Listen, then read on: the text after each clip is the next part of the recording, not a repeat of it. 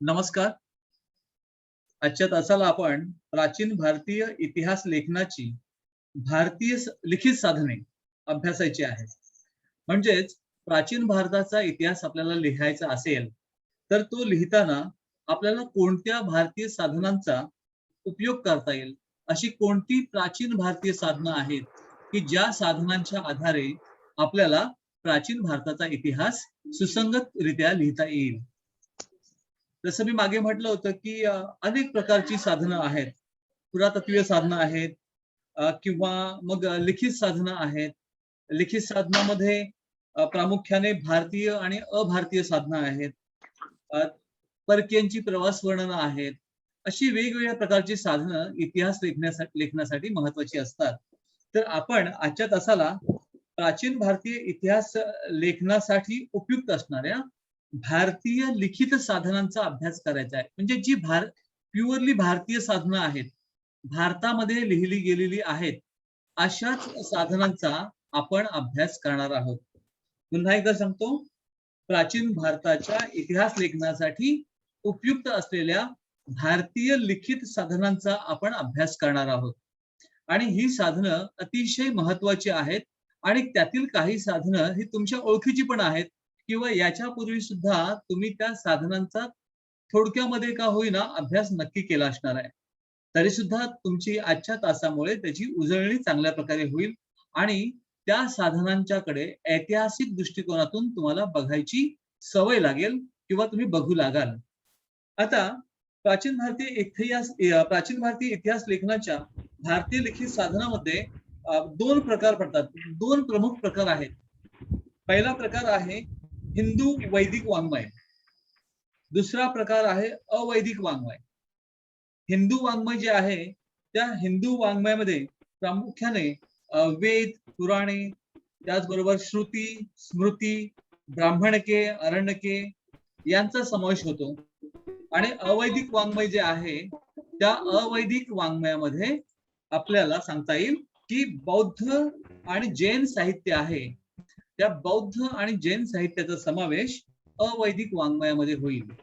ठीक आहे. पहिला मुद्दा तुम्हाला नीट कळला की वैदिक वाङ्मय किंवा हिंदू वाङ्मय त्यामध्ये काय येतं प्रामुख्याने, तर त्यामध्ये महत्वाचे 4 वेद, त्याचबरोबर ब्राह्मणके, अरण्यके, स्मृती, श्रुती, पुराणे, रामायण, महाभारत ही महाकाव्ये अशा साधनांचा समावेश हा वैदिक किंवा हिंदू वाङ्मयामध्ये होतो. आता या वैदिक किंवा हिंदू वाङ्मयाविषयी थोडक्यात आपण समजून घेऊया. हिंदू किंवा वैदिक वाङ्मयामध्ये काय काय येतं प्रामुख्याने, तर या हिंदू वैदिक वाङ्मयामध्ये आपल्याला सांगता येईल की संस्कृत मधील काही प्रमुख ग्रंथ येतात. कारण हिंदू वैदिक वाङ्मय हे प्रामुख्याने संस्कृत भाषेमध्ये लिहिलं गेलेलं आहे. म्हणजेच काय, हिंदू वाङ्मयाची प्रमुख भाषा कोणती आहे, तर संस्कृत आहे. आणि या संस्कृत भाषेमध्ये जे साहित्य आहे, त्या साहित्यामध्ये पुढील साहित्य जे आहेत ती महत्वाची आहेत. 4 वेदापैकी ऋग्वेद हा सर्वात प्राचीन आणि महत्वाचा वेद आहे. म्हणजे तो सर्वप्रथम लिहिला गेलेला आहे. त्यामुळे सर्वात प्राचीन ग्रंथ कोणता असेल, तर ऋग्वेद हा आहे. त्यामुळे 4 वेदापैकी ऋग्वेद हा सर्वात प्राचीन आणि महत्वाचा वेद मानला जातो. ऋग्वेदानंतर सामवेद, यजुर्वेद आणि अथर्ववेद यांच्या रचना झाल्या आणि त्यांच्या आधारे सुद्धा आपल्याला तत्कालीन राजकीय, सामाजिक, आर्थिक परिस्थिती कशी होती याची माहिती मिळायला मदत होते. प्रामुख्याने आर्य भारतामध्ये येण्याचा जो कालखंड आहे, त्यांचा जो प्रवास करण्याचा जो कालखंड आहे, त्यांचा जो भारतामध्ये येऊन स्थिर होण्यापर्यंतचा जो कालखंड आहे, तो कालखंड ऋग्वेदामध्ये आपल्याला पाहायला मिळतो. त्यानंतर मात्र आर्य भारतामध्ये बऱ्यापैकी स्थिर झाले. त्याच्यानंतर सामवेद, यजुर्वेद आणि अथर्ववेद या वेदांची रचना झालेली आपल्याला पाहायला मिळते. त्याचबरोबर आपल्याला सांगता येईल की या वेदांमध्ये ऋग्वेद जो ग्रंथ आहे हा सर्वात प्राचीन तर आहे, शिवाय तो फार मोठा व्यापक आहे. आणि बऱ्याच वेळेस असा एक गैरसमज पसरवला जातो की वेद हे देवानी लिहिले. तर वेद काही देवाने लिहिलेले नाहीयेत, तर वेद हे मनुष्य निर्मितच आहेत. परंतु वेद जे आहेत ते कुठल्या एका व्यक्तीने लिहिलेले नाहीत, तर ते शेकडो पिढ्या आहेत. त्या शेकडो पिढ्यांच्या विचारांचं अनुभवाचं ते संचित आहे. म्हणजे ऋग्वेद, यजुर्वेद, अथर्ववेद, सामवेद हे देवाने लिहिलेले नाहीत, तर ते माणसानेच लिहिलेले आहेत. फक्त काय, की अनेक पिढ्यांमध्ये जे अनुभव निर्माण झाले किंवा अनेक पिढ्यांनी जे अनुभव घेतले, तर त्या अनुभवाचं संकलन मग ते ऋचांच्या रूपात असेल, काव्याच्या रूपात असेल, अनुभवाच्या रूपात असेल, तर ते संकलन ऋग्वेद, यजुर्वेद, अथर्ववेद आणि सामवेद यांच्यामध्ये असलेलं आपल्याला पाहायला मिळतं. ते कोणी एकाच व्यक्तीने लिहिलं नसल्यामुळे त्याचं क्रेडिट कुणाला देता येणार नाही. तर अनेक लोकांनी मिळून, अनेक पिढ्यातील लोकांनी मिळून ते ग्रंथ रचलेले आहेत. आणि म्हणून सर्वसाधारणपणे ते ईश्वर निर्मित आहेत, असं म्हटलं जातं. कारण कुणाला एकाला क्रेडिट देणं शक्य नाहीये.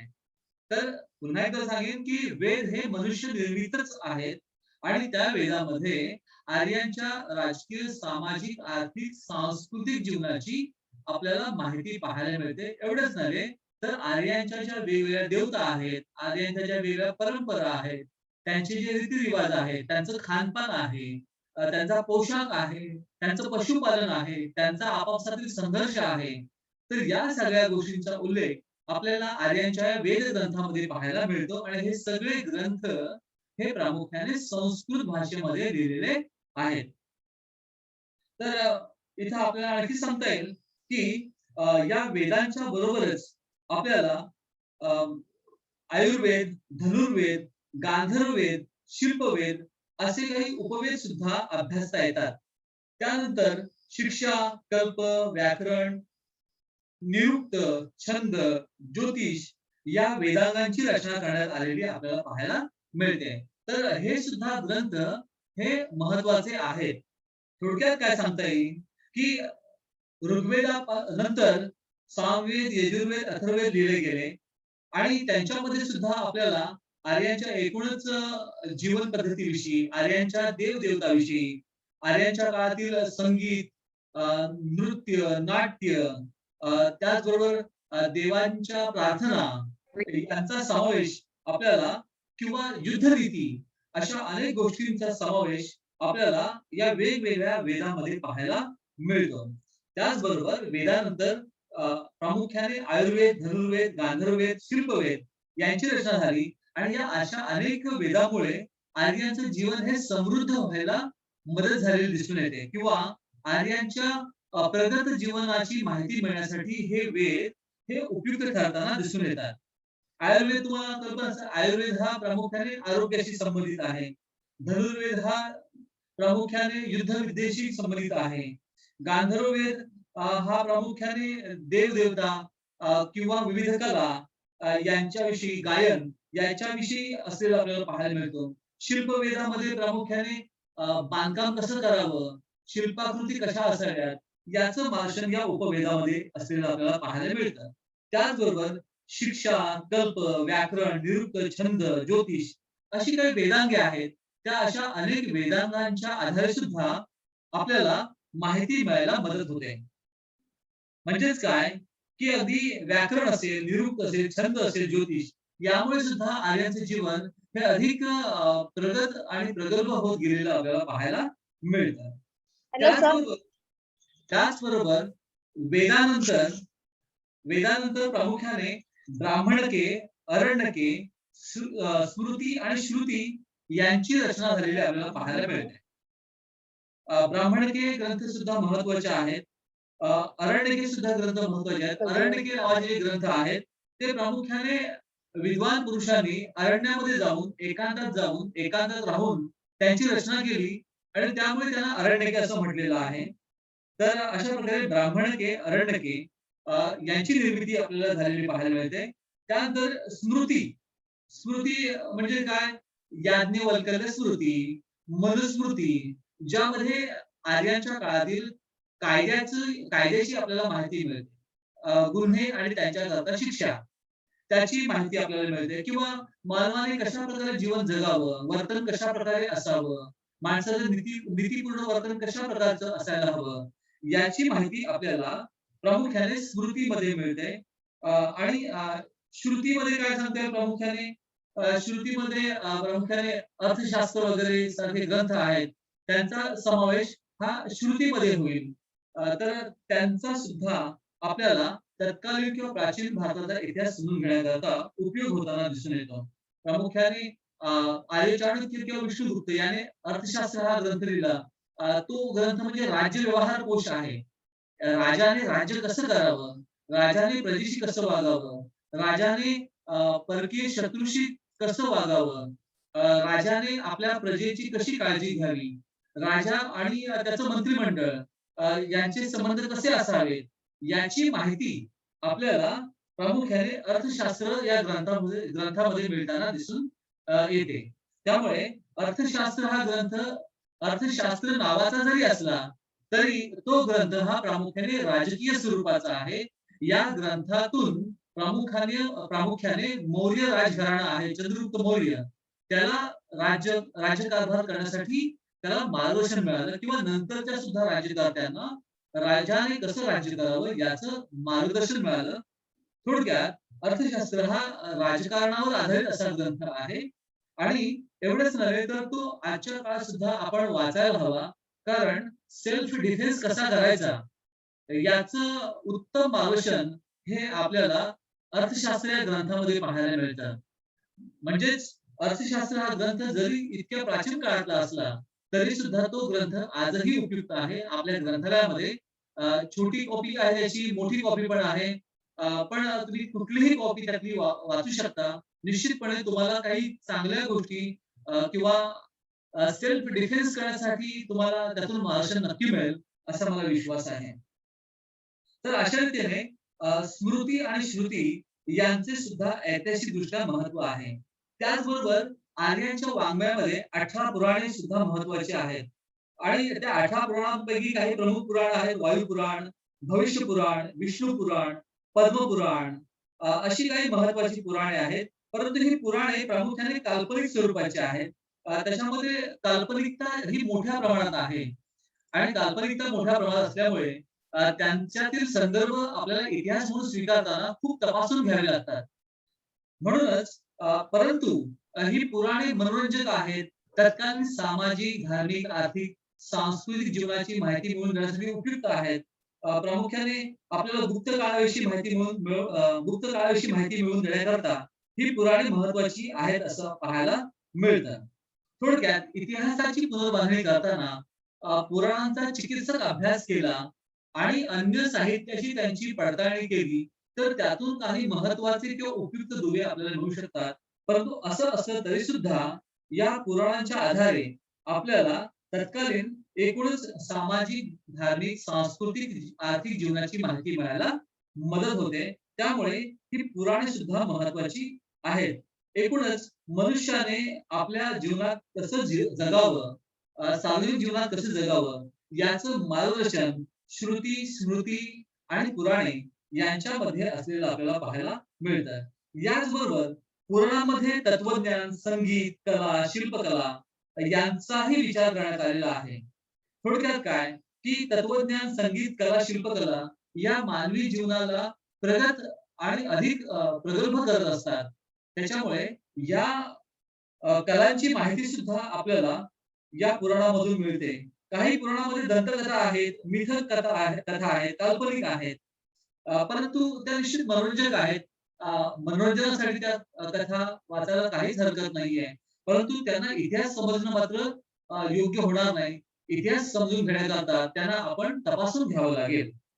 त्याचबरोबर ह्या पुराणानंतर आपल्याला आणखी एक महत्त्वाचं हिंदू वैदिक साधन सांगता येईल किंवा महत्त्वाच्या साधनामध्ये आपल्याला सांगता येईल, की महाकाव्ये. त्यामध्ये प्रामुख्याने रामायण आणि महाभारत. रामायण आणि महाभारत ही सुद्धा प्रामुख्याने उत्तर वैदिक काळात लिहिली गेलेली महाकाव्य आहेत. रामायण अ, आणि महाभारत यांचा विचार केला तर रामायणापेक्षा महाभारत अधिक विस्तृत असलेले आपल्याला पाहायला मिळते. थोडक्यात हिंदूंच्या धार्मिक जीवनामध्ये रामायण आणि महाभारत या ग्रंथांना फार महत्त्व आहे. परंपरेनुसार रामायण वाल्मिकी ऋषींनी लिहिले, तर महाभारत व्यास मुनीने रचले असं आपण म्हणतो. रामायण हा ग्रंथ प्रामुख्याने आर्यांचे उत्तरेकडून दक्षिणेकडे जे स्थलांतर झालं किंवा प्रस्थान झालं, तर त्याच्यावर प्रकाश टाकताना दिसतो. त्याचबरोबर महाभारत हे रामायणापेक्षा मोठे आणि सर्वसमावेशक असलेले आपल्याला पाहायला मिळते. या रामायण आणि महाभारत या महाकाव्यातून आपल्याला मानवी स्वभाव वैशिष्ट्यांची माहिती मिळते.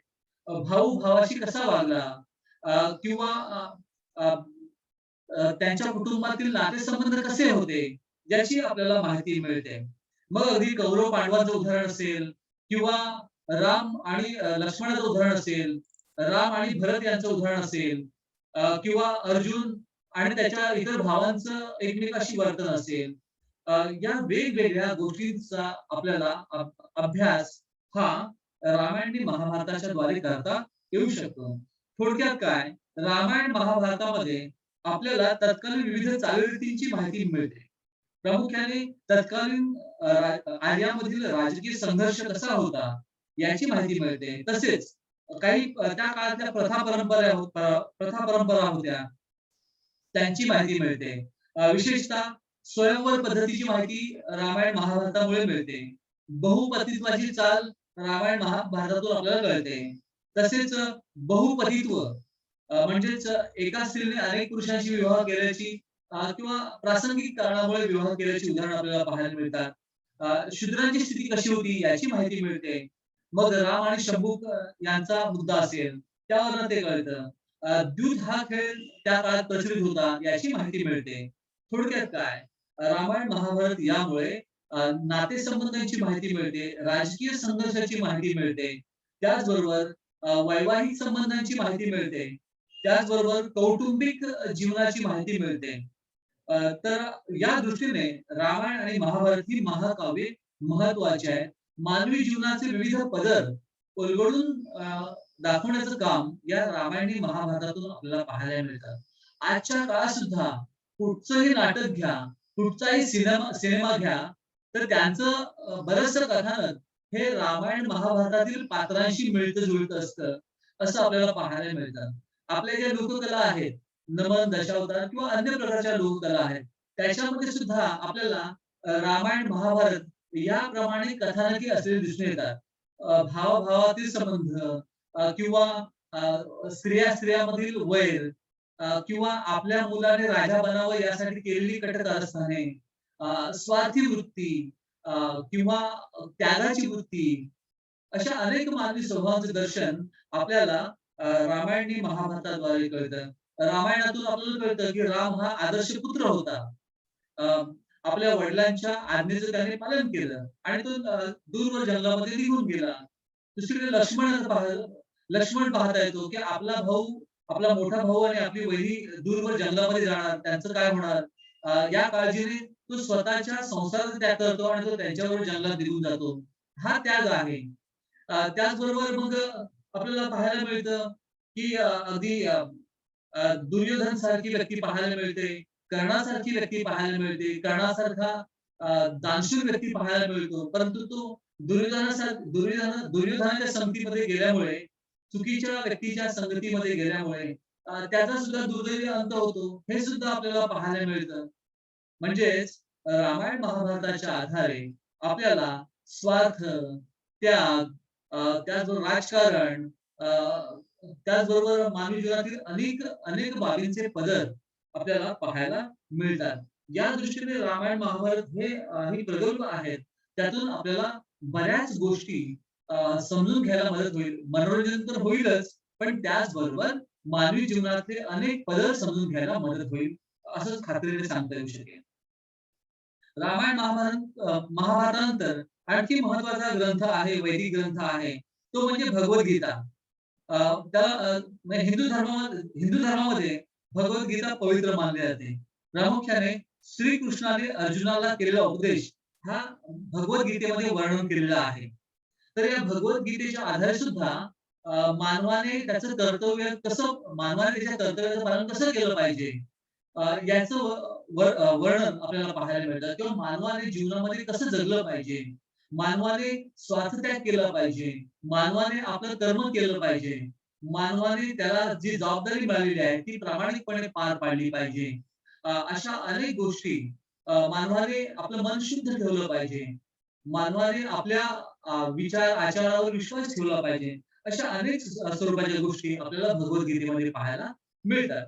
तर भगवद्गीतेच्या माध्यमातून सुद्धा आपल्याला मानवी जीवनात कसं प्रगत आणि प्रगल्भ व्हावं, सुखी संपन्न जीवन जगण्यासाठी मानवाने कसं वागावं, याचं एकूणच मार्गदर्शन हे भगवद्गीतेमध्ये असलेलं आपल्याला पाहायला मिळतं.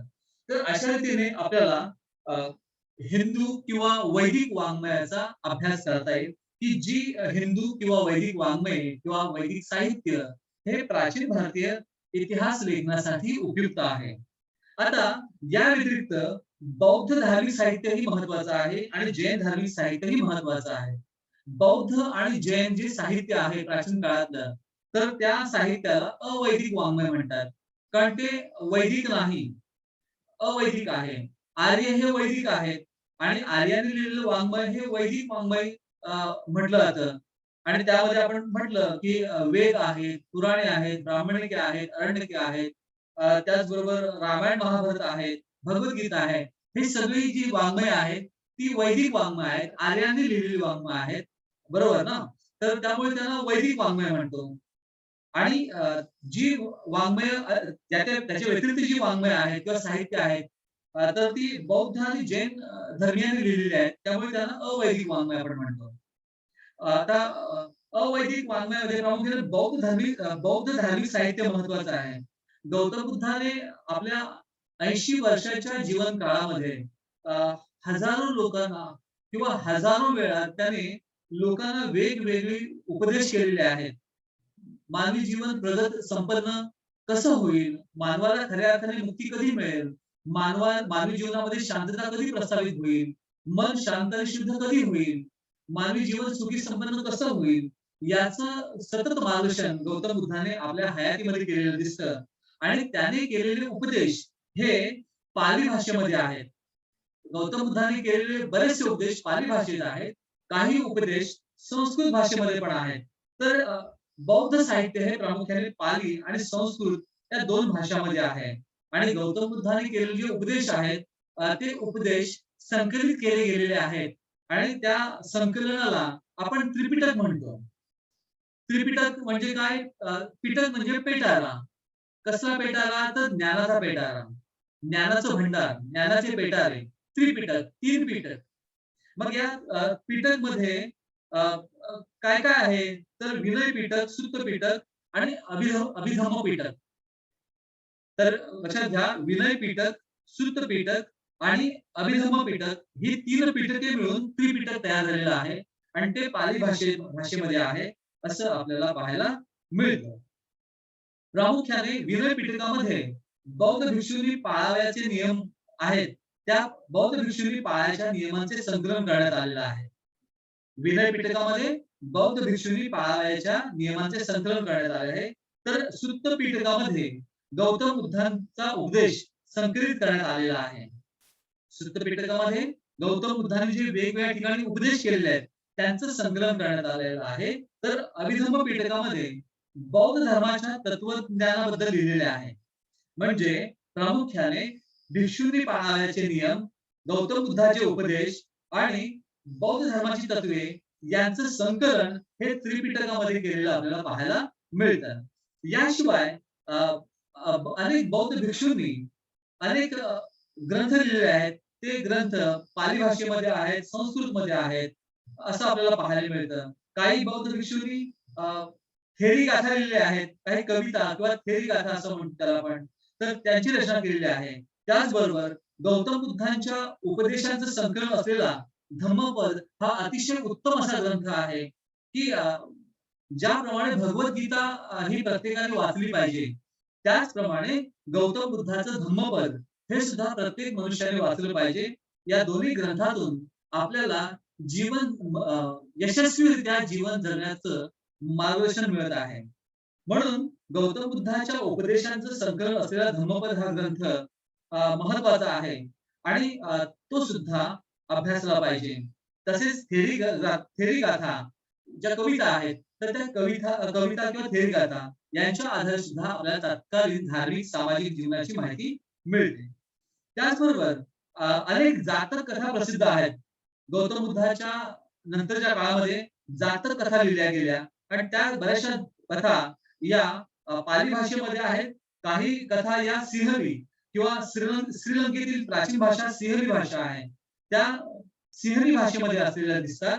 प्रामुख्याने 549 जातक कथा उपलब्ध आहेत आणि या जातक कथामध्ये माणसाने कसं सद्वर्तन करावं, सद्वर्तनामुळेच मनुष्य जीवन कसं सुखी संपन्न होतं, याचं वर्णन केलेलं आहे.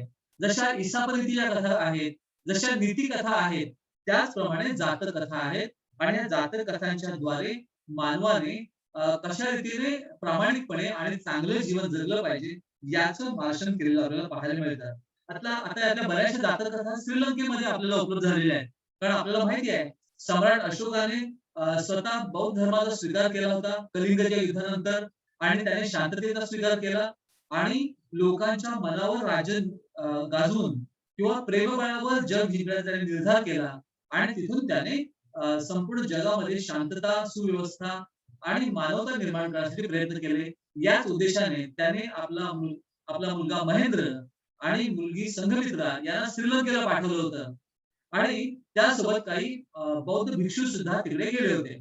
तर त्यांच्यामुळे सुद्धा श्रीलंकेमध्ये बुद्धाचे विचार, बुद्धाचे उपदेश पोहोचलेले दिसतात आणि त्यामुळे तेथील श्रीलंकन भाषेत सुद्धा बुद्धाच्या उपदेशाला अनुसरून शेकडो जातक कथा लिहिल्या गेल्या आणि त्या जातक कथांमधून आपल्याला बुद्धाचा उपदेश, मानवतेचा उपदेश हा पाहायला मिळतो.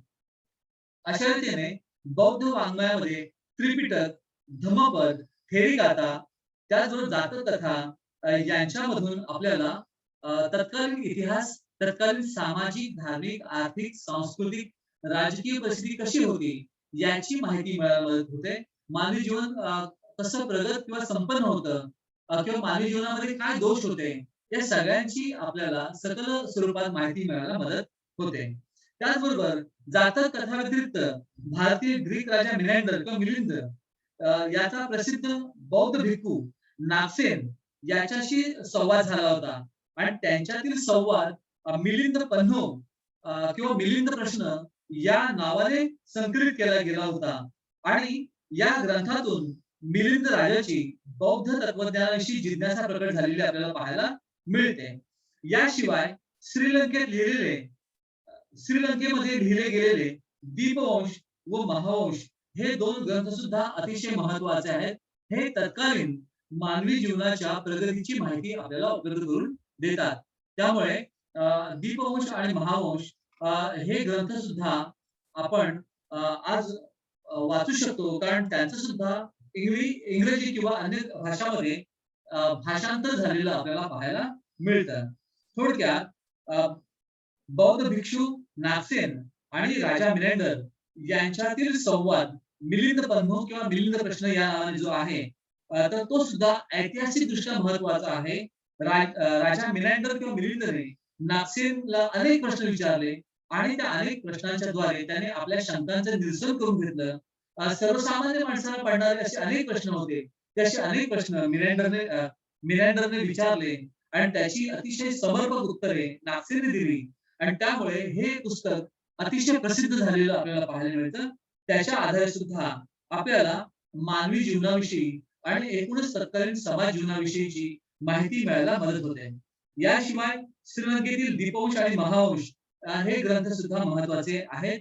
तर अशा रीतीने आपल्याला अवैदिक साहित्यातील बौद्ध साहित्य किंवा बौद्ध धार्मिक साहित्य सुद्धा हे अतिशय महत्वाचं आहे. त्यांच्या आधारे सुद्धा आपल्याला तत्कालीन प्राचीन भारतातील राजकीय, सामाजिक, धार्मिक, आर्थिक जीवनाची माहिती मिळायला मदत होते. आता याचबरोबर अवैदिक वाङ्मयामध्ये जैन धार्मिक साहित्य सुद्धा महत्वाचं आहे.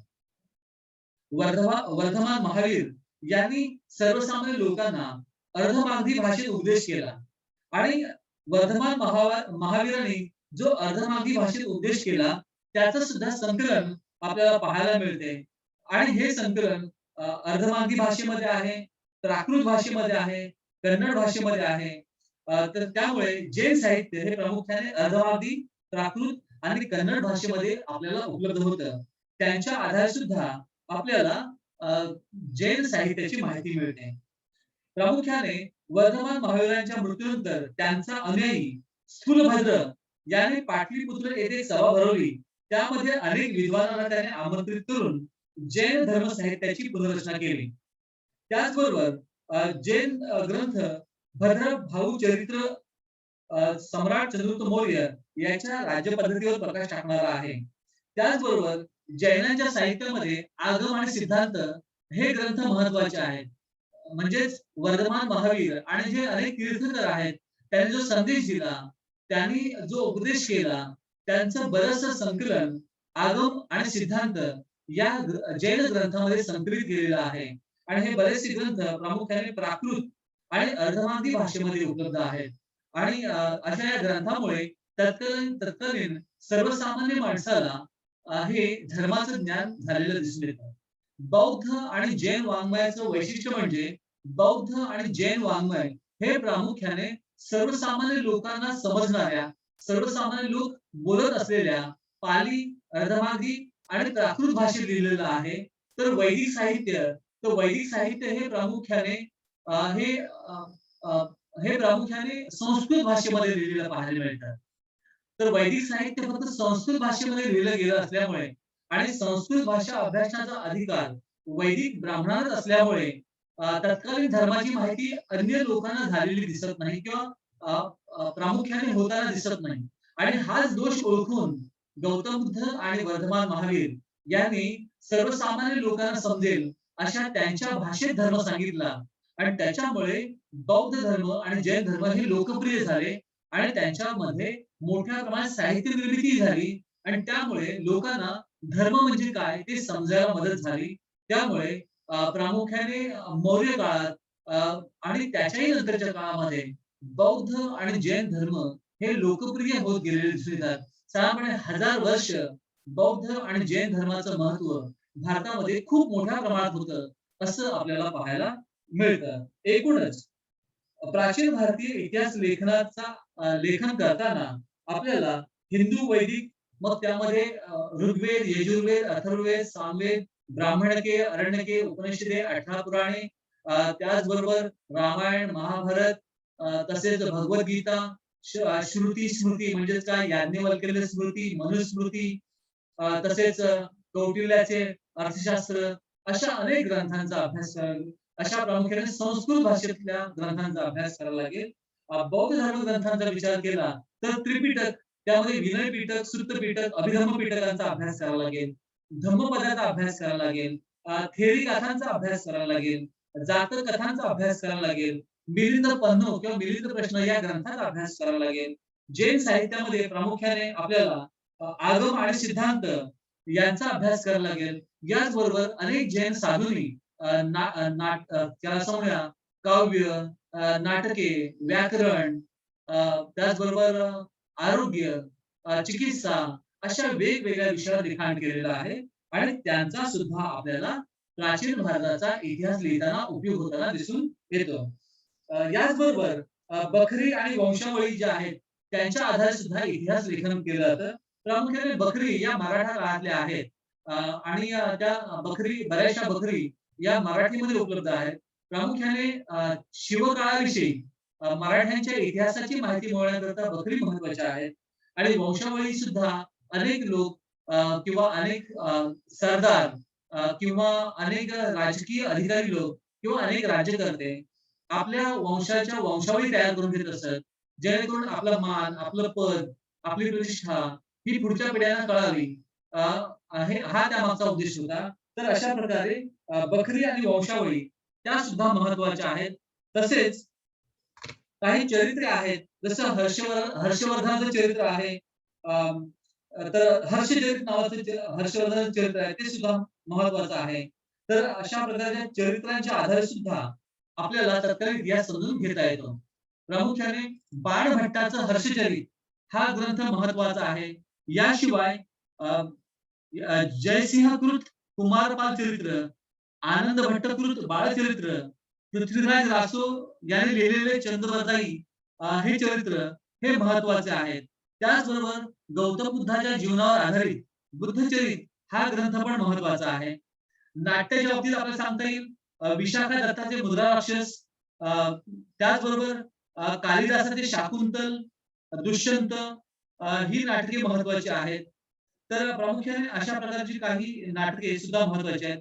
हर्षवर्धन यांनी लिहिलेली नागानंद, रत्नावली, प्रियदर्शिका ही नाटके सुद्धा महत्वाची आहेत. त्याचबरोबर इतर साहित्यामध्ये आपल्याला सांगता येईल, पाणिनीने लिहिलेला अष्टाध्यायी हा ग्रंथ महत्वाचा आहे. त्याचबरोबर कौटिल्याचे अर्थशास्त्र हा ग्रंथ महत्वाचा आहे. त्याचबरोबर प्राचीन काळात तामिळ भाषेमध्ये जे वाङ्मय लिहिलं गेलं इसवी सन पूर्व काळात, त्याला संगम साहित्य म्हणतात. तर त्या संगम साहित्यातील मणिमेखलाई आणि सिलापथीकरू ही महाकाव्ये प्रसिद्ध आहेत.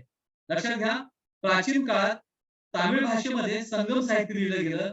हे इसवी सन पूर्व काळात लिहिलेलं संगम साहित्य आहे आणि त्यातील मणिमेखलाई आणि सिलापथीकरू ही महाकाव्ये महत्वाची आहेत.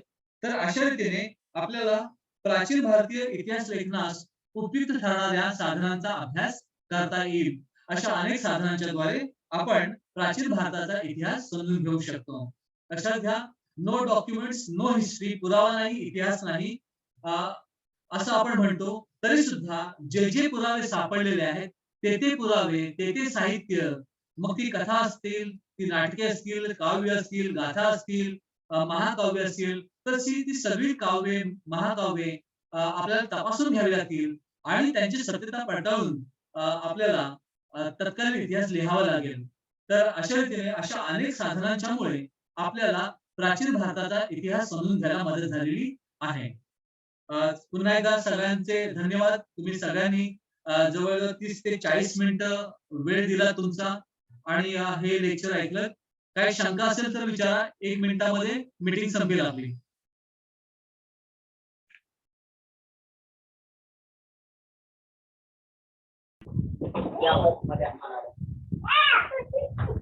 हा बोला, कोणाला काही बोलायचं असेल तर बोला.